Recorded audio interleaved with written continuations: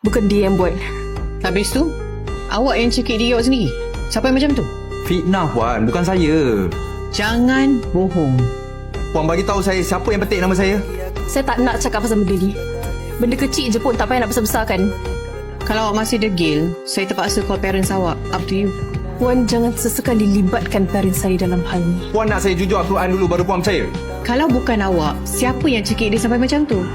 Saya tahu parents awak dalam proses penceraian. Tapi benda ni serius, Alicia. Jangan sorokkan. You kita.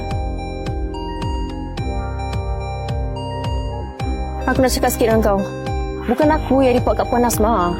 Kau dengar tak cakap ni? Bukan akulah yang report.